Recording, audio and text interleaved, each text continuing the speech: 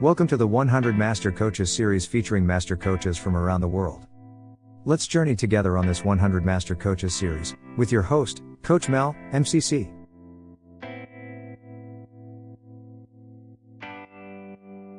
For the last 30 years, Mike Green has traveled and coached leaders from all corners of the globe. Through a unique journey of self-discovery and transformation, Mike helps successful leaders to achieve goals ordinary coaches would claim are impossible.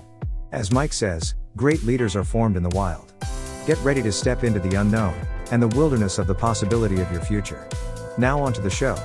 Hello, and welcome to the 100 Master Coaches show. This is Coach Mal, and today my special guest on the show is Mike Green, all the way from Alaska. You give him a warm, big round of applause. Welcome to the show, Mike. Thank you. Great to be here inside my little cabin. So this is an actual cabin, right? So it's not a fake background. The logs were cut from the property that I live on. So, yeah. Oh my gosh. We're going to come to that story in just a moment, Mike. Okay, let's do that right now. You're living out there in Alaska. I've never been there. I've only been to New York City on this side and to San Francisco on the other side. And that's quite a far distance away from Alaska. From New York, it's about 5,450 miles.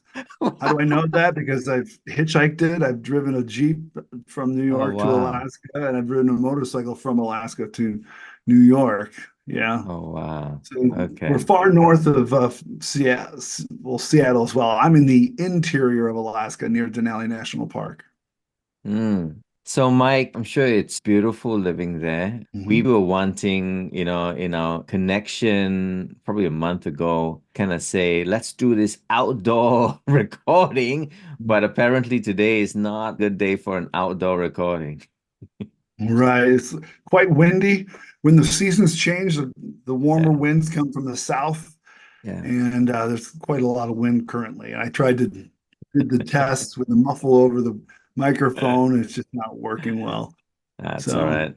Thanks for trying, my friend. Thanks for trying. Tell us a little bit about Mike himself. Who is Mike? Well, I'm a master certified coach. I've been in the human performance industry now since I was 20, so it's over 30 years. And I like to support people and serve people as they go on their journey throughout life. And if I remember, you were not staying in Alaska all this while, correct? Correct. Where were you before? Before I moved my family to Alaska, we were living in Saudi Arabia. I was working as an executive coach and leadership facilitator for Saudi Aramco. And my family and I, we travel a lot. I've been to 65 countries now and worked on every continent. So I'm kind of a wanderer at times, but now that my boys are in hockey, we are sedentary, at least in the state of Alaska for now. So we lived a lot of different places. Saudi Arabia was a beautiful place to be. However, when we decided to leave the Kingdom of Saudi Arabia, we decided to make our home in Alaska because we love it here. It's something I've been in love with for 27 years now. And we were able to buy a homestead in the area that I've wanted to buy a home to create roots in Alaska for many, many, many years. And we were able to get a homestead and this cabin was on that homestead. Wow. And so this special place was like a dream, as you were saying before, and it's now a reality. Isn't that part of the journey of a coach and a coachee, right? Helping a coachee or a client get there to their dreams in their life. Correct. And also to have the patience and grace with themselves to not jump at the first opportunity that doesn't necessarily fit what they're really looking for. And that's interesting you say that because it's true. I waited and waited. I could have bought land up the road 40 miles, Mm. but it wouldn't have given us a lasting Wow. feeling of connectedness to the outdoors. Because I literally Mm. walk out my door and I can be in the mountains within about 20 minutes, 25 minutes. I could be going up a mountain. And also the nature that comes through here a lot because it's closest to the river, so we see a lot more as well. So Mm. there's a metaphor there, and I appreciate you bringing that out because it's true. Mm. Mm. To tell us a little bit more, I kind of sense that there is a little bit more to that story. Well, much like in coaching, we're in service to the client Yeah. to support them on their journey towards bettering themselves, to say it Yeah. plainly, Yeah. and for them to find what works for them, right? Yeah. And what I knew worked for me prior to meeting my wife was this area here. It really resonated. And if you were to ask me the coaching question, why do you think that resonates? It's like, well, many of the reasons I just said, we're close to the river, we're close to the mountains. Mm. Um, we have everything I need to be a successful coach, good internet, right? We still have nature splendor in front of us. So knowing that you resonate here and holding that Mm. place sacred, right? Especially in a coaching conversation, we hold a we hold that container of the coaching call, right? Or Mm. the coaching experience. We have to hold ourselves in this area because it's a really special area and Yeah. there's only three other families that live in this area. So it's like actually my family has the most people in it of this area. Two couples and there's another family of three. So they're Wow. four. Yeah. So works out well. Mm. Mike, tell us that story of the before coaching story. Yeah. Well, before coaching, I was the son of a fourth generation railroader in a family that was blue collar at best Yeah. and small town in Western New York. And I remember one day that I was at the grocery store with my mother. And back when you're at the age where your parents still talk as if you're not there, right? They'll say, right? They'll say, well, and my best friend's mother came up to my mother in the aisle, right? Shopping cart after shopping cart. And I Yeah, was standing there as if I wasn't standing there. They said, yeah. Mike asked me some really good questions. I find myself thinking them of those questions for days. And my mom, as if I wasn't there, she goes, yeah, he's really got a gift for asking good questions. Oh. And I was about 14 or 15 years old. And I just thought to it just clicked in my head. I was like, I guess I got a good, I'm good at asking That's good questions. questions. Yeah, yeah. And then shortly thereafter, I've always been a pensive individual, although I'm hyperactive. I do take time to think and I'm pensive as well. Why is that? And I came to the conclusion at a young age that I really genuinely cared. I mean, like truly cared. I mean, that's a big thing for a 15-year Mm, old to say is, that I really care, as opposed to mm, saying, I just do it because it gets me attention or wherever. No, it was a deeper level of that. And then from that, I was mm, able to always have that in my back pocket. Like I really do care. And that's why I have really strong relationships that last a long, long time. Um, and then my client engagements are the same basically. So mm. that really helped me understand it, but I didn't know what to do with it again because I came from a fourth generation railroader. My dad had Yeah, worked, you know, 5 days a week, had Fridays and Saturdays off. He was home by 4:30 every day. Thursday night, we went out to a restaurant that was basic once a month, and yeah. that was it, right? So never did I know that there was jobs out there that were not 9 to 5, Mm, that allowed you the freedom and the of being able to create your own schedule. mm. Oh, that's beautiful, Mike. So many things you said there. Being able to listen in, to obviously ask questions, and just being there, being present in that moment with people, showing them that you care for them. And obviously, at that time, there was not the coaching that we are experiencing today. Tell us what happened after that. Well, then I started working in the experiential education industry, basically outward bound, where pretty much everyone's familiar with the Yeah. Kurt Hans organization. It's on, I think it's on every continent. I mean, they may do trips in Antarctica, but either way, I started working in experiential education at the time, Mm, where I was helping different populations. With populations, I mean everything from normal high school kid populations to adjudicated youth to graduate students to yeah. that. So I started doing that, and then ultimately getting my teaching degree and my secondary ed history degree and such in college.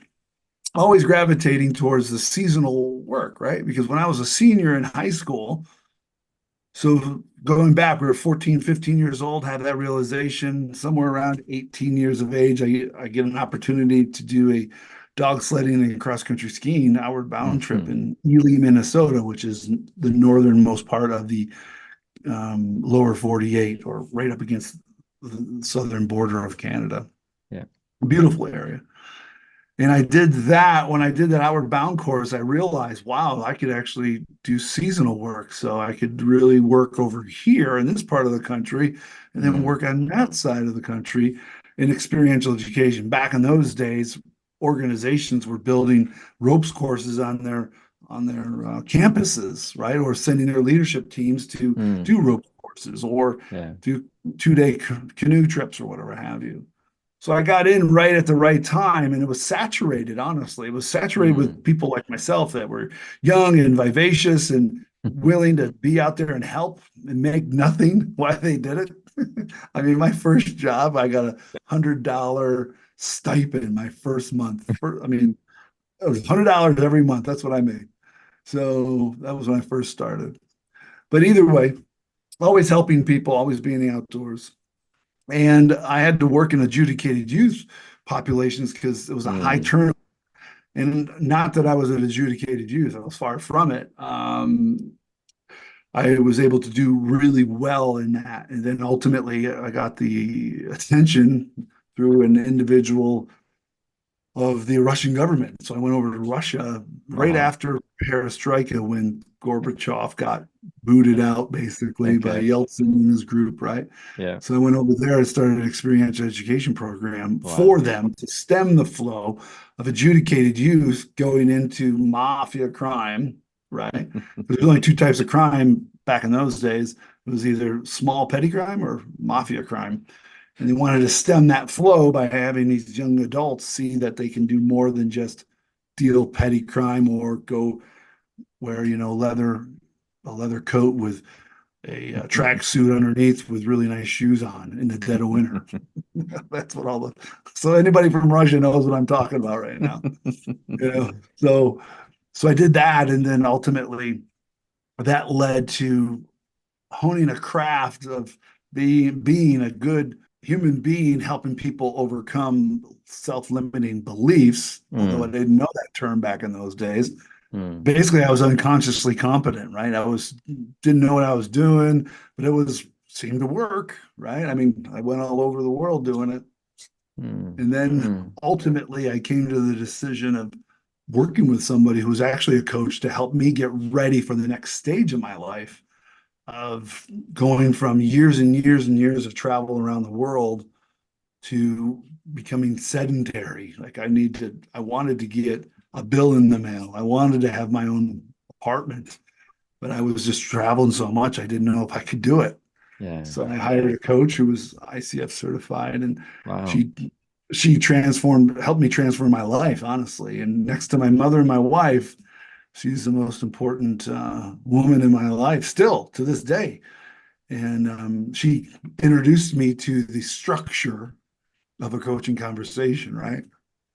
So I went from the um, unconscious competent towards a journey towards consciously competent, right? So, Mm, mm, which is a harder place to be, right? I mean, coach position, that's why I love coaching, because I'm in the container of the conversation in service of that person in front of me, yeah. not thinking about the beetle kill trees that I still got to cut down outside this window, or am I picking my kids up at 4:30 from school, right? All these things. I'm in Yeah. that position. Mm. There's so much to be thankful for. Mike, I just sense that this journey, your story, has so many turns. When I'm listening to it, I was thinking, shall I go there with the Russian mob? Or no, just kidding. We won't go there. Or shall we go there with the mentor coach that works Right. with you? Where would you want to go right now? Right. Jan Prince was her name, and or is her name. She helped me understand the art and the science of the coaching conversation, and that there's a Mm, structure to it, and then there's parts to it that usually the parts go one, two, three, etc. Like obviously building rapport, then yeah. to scaling, to having the coach experience, to and so I wanted to get good at that. I wanted structure in my life. Remember, I was traveling all over the world, Yeah. doing always coming back to Alaska every summer, working in the bush, or working for organizations here in the Denali Park area. So I would Mm. get a fistful of dollars, and then I would go over to Scotland, and I'm going to be a lumberjack over there. Well, I get over there, they don't have lumberjacks. They call them fellers, right? A feller or a cut to waste man or a barasher. Well, I wanted structure in my life, so I had to learn also, here's my craft. I ask good questions. I'm genuine. Now it's almost like a made for TV movie, a Hallmark movie or something, right? If this older woman and this wild, vivacious, outgoing, talkative guy that says, I really want to help people and serve them and make money at it, right? Mm. So she helped me not only get ready to be someone who could live in a stationary life, like, Yeah. at least be in Boulder, Colorado for Mm. 9 months and then Alaska for the other 3 months or 8 months, whatever have you. Mm. So I started Mm. learning that. And then that's when my journey began within the world of ICF. Mm. And, and much like a lot of things that I do, I'm a high achiever, right? I mean, that's what I do. I take it and I learn and I just go as far as I can with it. So I mean, I don't even know, 13,000 hours later or something. And how do I know that? Well, my my mentor said, hey, by the way, do yourself a favor, you scatterbrain, document every hour of your coaching because you're going to need it. Wow. Back in those days, you had to submit the Excel spreadsheet. Yeah. Um, so I literally did. And it was because it helped me because that's how I invoiced back in those days. Yeah. Amazing. So you had this mentor coach, a beautiful friend of yours, help you in this journey. Mhm. I'm just sensing that there must be a little bit of that push and pull happening because you were wanting that outdoor and then you were wanting this as well. And Mhm. what got the better of you to kind of say, hey, got to put some roots down. You got to get that place in Alaska. I don't know. What would be some of the things that kind of helped you make that decision? Right. Great question. Well, I knew that I didn't want to be single all my life. And I knew that's why I hired Jan and coached me through being Yeah, sedentary and being aware yeah, or awake, if you will, yeah, enough to meet some beautiful woman, both inside and out, that I was ready for it. I was ready for yeah, that level of a relationship so that we could ultimately create a family together. yeah. And I did that in the mountains of Colorado. Met her within the first 3 months. Brought her to Alaska in the dead of winter. Rode snow machines almost a day and a half out into the bush, and she loved it. So I knew she was it. I kind of seemed, Mike, that was like a test. You're like, Yeah, I gotta get yeah, out here. If she didn't meet that criteria, no, yeah. man. She did really well. She actually rides better than I do, and she Oh, shoots better than wow. I do. Yeah, There yeah, you she was. go. Then all of a sudden, it just like, well, why can't I create a lifestyle where I coach people on Zoom or face to face or Yeah. go to lower 48 or whatever? Or when I was in the lower 48, we would live in Boulder for 8 months and then up to Alaska basically for 4. bring people up here. So I coach people, Yeah. and then these executives or these teams come to Alaska. They stay in our home, and then they go out into the bush with me. We fly out in a helicopter. In fact, I wrote a book about it. The main character, a executive from an aerospace company that makes satellites, comes to Alaska. That I've been coaching him prior to his arrival. And then I coach him as we go out into the bush.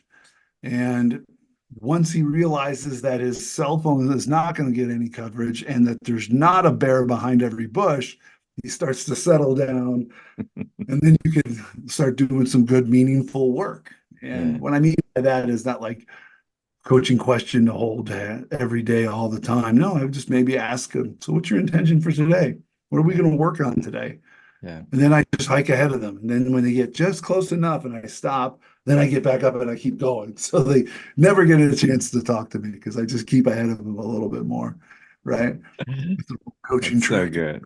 So I've been able to do that. And quite frankly, my wife and I, after making courageous decisions together, and I mean Mm. courageous by saying, hey, we could have stayed in Boulder and had a really nice lifestyle there. Yeah. I would never be at home as much as I am now because everything has a cost, right?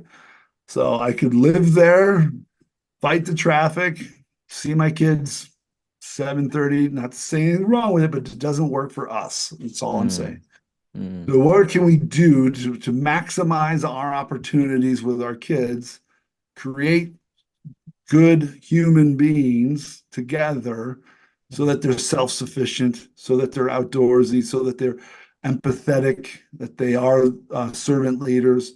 Where can we do that? And for us, this was the best decision after leaving Saudi Aramco. But it took some courage to make that decision because you're ultimately saying, we're going to do something different because not Yeah. many people from Boulder just leave their big house at the golf course, sell everything, and then say, okay, well, we're going to trade that house in for a cabin like this.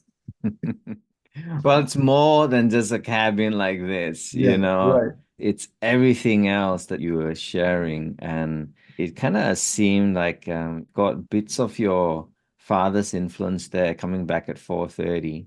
You've got that part of how your mom has been such an encourager in your life, where you mentioned her as one of the three women that has impacted your life. Yep. So you've got that as well in there. And then, of course, with you and your partner, your spouse, you wanted to create a life that is with all of that united values that you bring together, right? What would you thought was important for your boys, right? With all of that, it's a recipe for success. Yes, it is. Thank you. And also it allows me to show up the best for my clients, right? Because I'm That's right. speaking from a place of yeah, I've had to do Yeah. courageous experiences, right? I remember having clients, I'm a bigger guy, I'm 6 foot, 230 pounds, give or take. And I remember having client after client that ran marathons. I kept talking about, using the metaphor of running marathons. When I trained for a marathon, I really was able to complete my goals because I just followed the training method and I just did it. I was like, oh, okay. So then I learned, as I go, I guess I got to train for a marathon. My wife looked at me like crazy. So I do my best to show up for my clients, right? So Wow. in the big picture of things, I believe that I show up altruistic and say, how can I serve you? And then when asked for permission, when I ask Mm, permission, can I give you yeah. this is what I'm hearing, is that correct? Or Yeah. is those things? And then they ultimately ask, they get to know you outside the coaching calls, right? Mm, So that's part of the reason they hire you. They want someone, certain people want certain types of coaches. yes. And I don't like a coddling coach for me because I want someone to be brutally honest, straight to the point, Yeah. don't sugarcoat it, right? And then, um, but my coach was that in a very velvet fisted way, if you will. Yeah, we kind of get drawn to people that need to be in our life, you know. We kind of sometimes want to avoid them, and then they still come, they still appear, and they're beneficial for us, for our growth as well. What kind of executives that are drawn to you? It's always that talk with younger coaches and saying, how do I position myself so that the people will choose me, the uniqueness of what I bring? Yeah, good question. I mean, when you were saying that, I was thinking, have your own criteria. I have Mm, 5 criteria, embody that criteria, and then they, much like the movie Field of Dreams, build it and they will come, right? You just have to have faith. Everyone around you might be saying different, but you got to have faith in your 5 criteria or how many mm, ever it is. In today's day and age, and it gets yeah. even, and my clients are even outside the realm of a executive. I'm actually doing group coaching now where young coaches are coming up here, staying in our home, and we're going out into the bush. It's called the Alaskan Personal Expansion Project. And we do some group coaching and mentoring. So they get ICF credit too, I guess they want to call it. But most of them all have the same thing. They just want to get away from all the distractions, both imposed and then non-imposed, like your emails, your cell phones. In fact, I always encourage my clients, or whoever comes out into the bush with me, don't bring your phone, bring a good camera, right? Because our phones are such good cameras now. Yeah. They just take a picture with them all the time, but they get distracted. Yeah. It's a major distraction. In fact, I don't even bring my phone out in front of my clients because what I use it, my inReach, right? My Garmin, I can text easier on my phone into my Garmin to call in a helicopter or whatever I need to Yeah. do, etc. So those are people who want to get away from the distraction, people who want to work towards something, both mentally, physically, and emotionally, right? So they want to get in shape for this big trip. I'm going to go to Alaska and climb some mountains, which they do, right? So, and also one thing I haven't mentioned, I've been in the bush of Alaska for years and years as a big game hunting guide. So I understand the animals of the area, whether it be bears, wolves, caribou, moose, or whatever have you. So they want to feel safe, Wow. right? So I done that as well. So I take both males and females. My last client was a Dr. Pate. She was a neuroscientist. Wow. So it doesn't matter.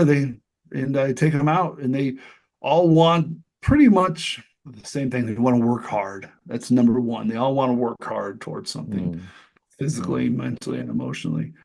And campfires are great for that. At the end of the day, and they're just hanging yeah. out, maybe with a good scotch or maybe not with a good water or whatever have you. Ah, that's beautiful. You Yeah. spoke my language a little bit more now. That's good. Yeah. You got to read my book because everything ends with a good cigar and a good scotch. So, yeah. The campfire, struck a chord. Not that the others didn't, because I was a scout growing up. Mhm. So I love the outdoors. Not as much, I guess, with you, but today, we do live in what we call the place of our dreams. We also live with greens around us, how it all is different from just suburbia, right? Mhm. It's getting away from that hustle and bustle. So I would love to be in Alaska one day. Please come up. Be my guest, you and your family. We actually keep an vehicle just for people because in all my travels, I've always been well taken care of, and it's important to me to give back. And that's Mm, why we keep a car running, keep insurance on it so people can just arrive, drive around, experience what they want. This is my office in the wintertime, and then it comes into a guest cabin in the summer. And yeah, so wow. it's interesting that Alaska holds so many different ideas for people, whether it be what Jack London put in for everyone, or Robert Service, or the movies that we've seen, or the idea of Iditarod, the famous race for the smallpox um, Mm, medication, if you will, right? Serum as it was. So it's a lot of things to a lot of people, and it's a place of great grandeur and yeah, possibility, but yeah. also true danger as well. And it's if you and I were to go to just north of San Francisco, it's a beautiful place. I mean, Marin County is gorgeous. That's an accessible beauty that is accessible to most everyone. When you come to Alaska, it's a rugged beauty, and you need to understand that when you get off the road or off the trail. somewhere. You got to really understand what you're getting into, right? Mm, The mm, nuances, and much like in life and coaching conversations, we really got to understand the nuances, the energy shifts, and yeah. how are people showing up? How's that feel on you? What do you see as a possible threat or to creating this opportunity for yourself? It's the same idea in the bush, right? A It, lot of my coaching in the bush is like a metaphor. It's like, okay, so tomorrow we're going to climb up that hill.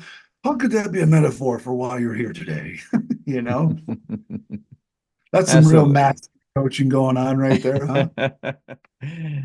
Absolutely, absolutely. Yeah, and got me thinking when you're saying, that the safety, well, you didn't put it that way, but this is my perspective. The safety of that outdoor space north of San Francisco and the ruggedness of, what Alaska can bring in most cases in our life, that's speaking right into the spaces of our own existence, right? Or our own dreams, right? So we've got the safe ones over here, the ones that you and I know that, yeah, we're able to achieve that without getting too much of a cuts over here or lost in the journey. And then there's that kind of scares us a little bit. That kind of Mhm. pushes out of that boundary, but that bubble as well. But we know some parts of our life we need to get there, right? And so how does one transit from this, which is already beautiful, right, Mhm. to this, which is more intrinsically what people want, but don't know how to get there? They hopefully hire a good coach, right? Absolutely. Right? A seasoned coach, right?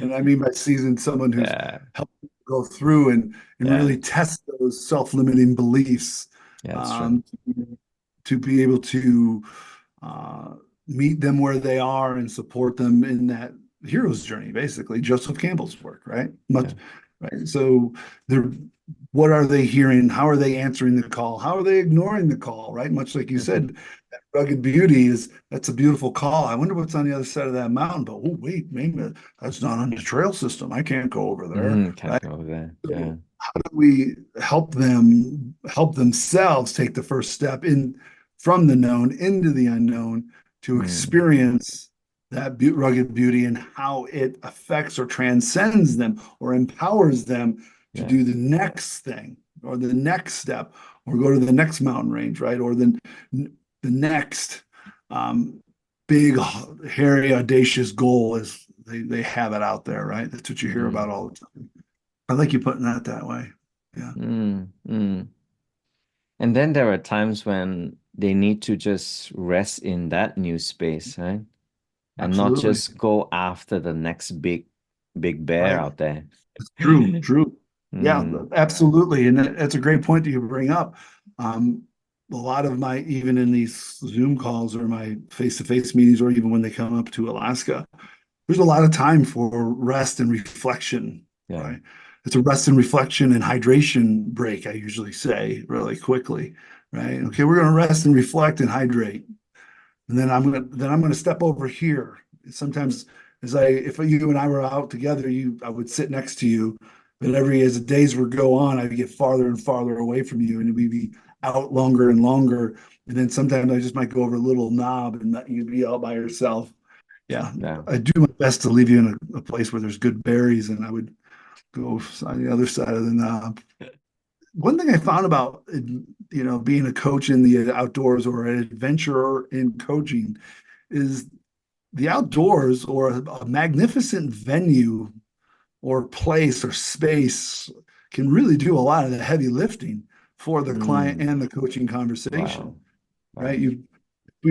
I know that you're over in Australia. If you and I were to sit and have at the bench at a bench in front of the opera house, or the opera house is right here in front of us, and the bridge is over there to our left, Yeah. that's an amazing scene, so right. And those, if you find yourself in those positions physically, you can really supersede or supersize, as we say in America, right? Supersize the coaching conversation.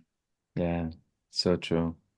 The environment that we're working in is part of the conversation, isn't it? It's not just what they're experiencing for themselves at the moment, but their surrounding, the people that surrounds them, the situations that come, the big, scary challenges that will come along their journey as well, and hence shift the environment that they're maybe comfortable in. That just stretches them a little bit more. And what better way to be out there in the outdoors?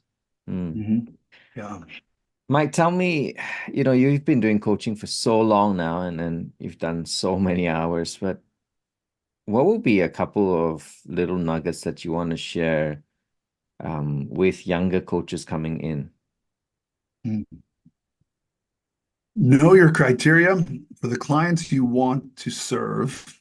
Just don't serve everyone, right? Yeah. That's number one. Number two would be do your best to give yourself time, patience, and grace to learn the craft and understand it is a craft, that journey. I mean, I've got my master certification 5 years ago, I think. It doesn't stop. It's constantly my craft. In meeting other coaches, and one thing I really want people to hear is that other coaches were where you are today. Don't be afraid to reach out to them and say, hey, do you have a half hour to an hour to talk to me about your coach's journey and my coach journey? I think we're similar, or something like that. Yeah. Of course, come prepared, right? But that's what I love about coaching, is that other coaches are so often they give of their time to support other coaches without cost, and just out of generosity. We are generous. We truly are. We give a lot of our time and energy towards others, and it's good to remember we were there once and helps out other people. Absolutely. Your book, Wandermust, right? Obviously, it's lots of little gems in there. I know you were saying that it's in its second edition right now. Maybe you want to share a little bit of any one of those truths that a hero needs to be living. Right. Well, Wandermust, the hero's journey to seven truths, is based off the mindset of, or the thought process of Joseph Campbell's hero's journey. Yep. So, as I said earlier, I've been to every continent, and on each continent, I learned a leadership truth. And as I'm coaching my executive client in the bush of Alaska, the book starts out with him and I taking off in a helicopter to go out into the bush of Alaska. And as I'm coaching him, every once in a while, I'm going back in time to where I learned my leadership truth. Like, for example, intention. I learned that hunting with golden eagles with the Kazakhs in Western Mongolia. And their lifestyle is very, very intentional, because to be a golden eagle hunter, it's very expensive in the sense of mutton, of sheep meat, because the eagles get the best of everything, and they help bring down wolves, and they help bring down fox and rabbits, etc. So I'm going back in time to different places, to each part of so Antarctica, for example, is emotional intelligence. Scotland is integrity, and I was there working as a lumberjack, what we in America would call a lumberjack. And North America is courage, because I hitchhiked literally with no money or no food from my hometown, Western New York, all the way up to Alaska to prove a point to my students that you could believe in the kindness of others. And the book's a really good, fast read. And that's why I made a second edition, because people wanted more. And they wanted pictures as well. So it's an ebook. And there's an extra chapter about my conversation with, at the time, Prince Charles, now King Charles, and how that all came to be, because it's a really funny conversation. And it just happened, it was so funny. And so that's an extra chapter for people to understand. And it's a self-reflection, like, what truths are you learning? What are your stories in your life, much like my one that I said to you early in the grocery store with my mother. And that was a story that really resonated with me, and it's ultimately put me where I am today. What are your stories of your truths? Truths being the non-negotiable, right? We love our children unconditionally. It's non-negotiable. Yeah. There's no way around it. So what are your stories, or what are your truths? What are the truths of those stories in your life, and how can you um, utilize them to create your best life? That's basically what the book's about. Yeah. Mm. Well, definitely. We need to go out there and get Wonder must. It's a must. It's wander. You can wander aimlessly. It doesn't take much, right? And then I must do something. So it's Yeah, it's great, man. It's great. Mastery in the ICF. When did you realize that you needed to get deeper into the throes of coaching into that area of mastery?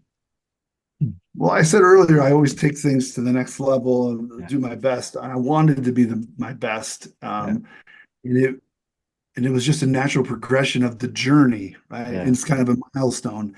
If I don't have a milestone, I'll wander, right? So Mm, I got my PCC. I did that through. So now it's like, okay, what's next, and when would I be ready? Where do I feel yeah, like I would be? I did not let my ego decide that, right? I says, no, when am I ready? Because in my opinion, mastery is giving up all control of the coaching conversation. You and the client dance as if we're tango dancers that make our breath go away and we cry yeah, because it's so beautiful.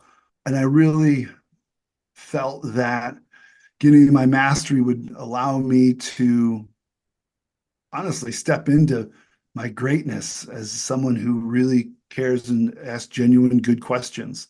yeah. It was important to me to hit that milestone, almost like as a racer gets through the end of the marathon, they want to cross the finish line, right? Mm, Okay. So that really helped. And in doing so, allowed me to see the value of holding those competencies mm, very in a very special place, if you will, or how important they are. They're there for a purpose. yeah. Um, so that was very helpful. Mm, mm, And it was important to me. absolutely. 2024. What does the future look like for Mike Green? And the remainder of this year, um, summer's upon us here in Alaska, so I'll be outdoors a lot. Several, I have several individual clients coming, then I have a group of clients coming up. It's a coaching mentoring program. What else? Hockey, fly fishing, hockey, just being grateful and present for the people give me the honor and the privilege to work with them. I do my best not to get too well scheduled. I like to be well scheduled. Notice I didn't say busy. I like to be well scheduled, but I don't like to be too well scheduled. The Yeah. discipline to be behind a computer is easier in the winter time than it is in the summertime because I want to be out projects to do around the property, et cetera, and Yeah. kids are off school, et cetera. Just more client engagement, a couple Mm. keynote speaking engagements in the fall that'll be taking place. Well, thank you for being on the show. Really, really appreciate how you've taken me on that little journey into your life, into sharing parts of your heart, parts of your passion, parts of Alaska that Mhm. will obviously resonate a little bit more differently. And yeah, make me wonder, shall I go out there as well into that big space? Thank you. And I think I'm your farthest um, north fan and someone who Oh, appreciates thank you very you. much. I'm grateful for your time, and I've always admired the way you show up both online and on the calls Thank that I you. watch and your podcasts, and also when I first met you, basically Yeah. was with Annie Guilfoy on the Essence of Mastery program. And I said, I really like that guy. I really like him. Easygoing, but very deep. So, and you catch with good questions and you have really good insights. Thank you. Thank you Grateful so for that. much. Thank you so much. Well, Mike, any last thoughts that you want to leave with us today? Listen to the call. Listen to the call in regards to Joseph Campbell's work, The Hero's Journey, the Yeah. refusal of the call, listen to the call, and then have the courage to answer the call and find a good coach to support you on that journey, because that person can make it even better, quicker, faster, easier maybe for you, or at least supportive. So answer the call. Answer the call. Thank you so much for answering the call today, Mike. I really appreciate you and the work that you're doing with your clients, and it's definitely needed in our world today. Thank you so much once again. This has been the 100 Master Coaches show today with Mike from Alaska and me from Melbourne, saying catch you till we see you again next. Please remember to answer the call. Go out there, have the courage to do that. Take care. God bless. Bye for Be now. well.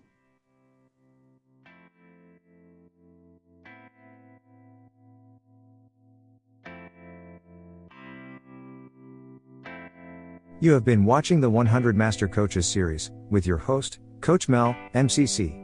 Brought to you by Catalyst Coach. www.catalystcoach.live.